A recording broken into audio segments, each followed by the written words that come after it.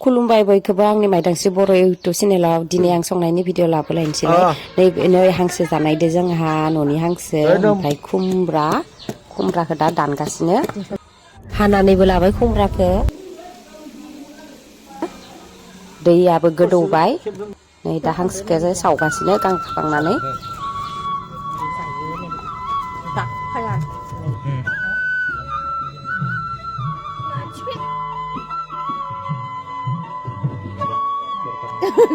हांसोफोरखौ ओरै सानदों आं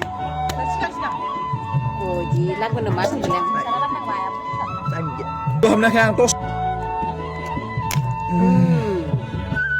बिखा खिथिदों आंबा बिदि सावना जानांगौ हांसोखौ गोदाखांबाय दा आङो संनायनि जगार लानोसै आङो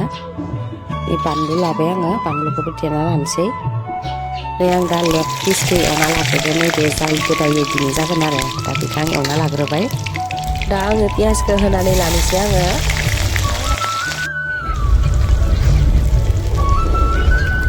दा बेदरखौ होनानै लानोसै आङो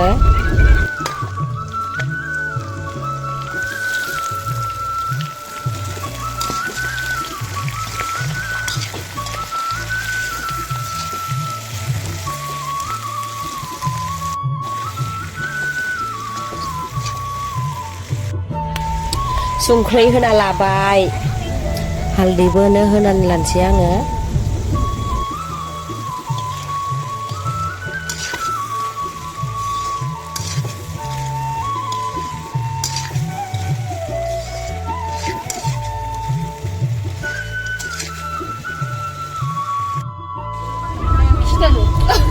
दा आङो जिराखौ होना लाबाय आङो ओमफ्राय दायो होबावगोन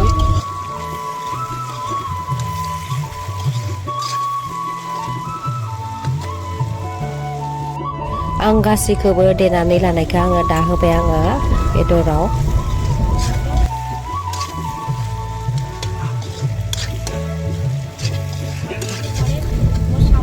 दा आङो खुमब्रा हानानै लानायखौ आङो बेदराव होनोसै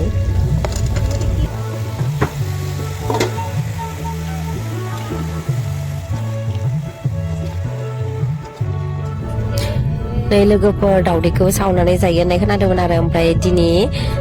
दावदैखौ हालोदिनानै सावनानै नायबाय ओमफ्राय बारा जाखांबायना आइलै दावदै जिनिस बायावनो मोनखायो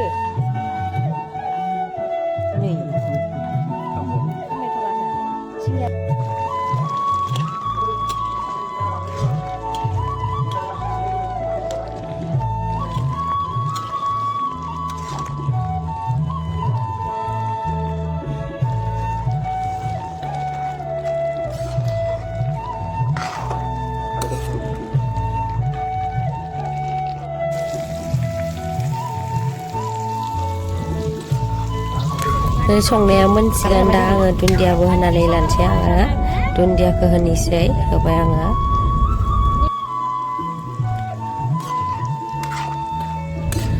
आंनि संनायनि भिडिअ बेखिनियावनोसै लोगोफोर दोनथ'नोसै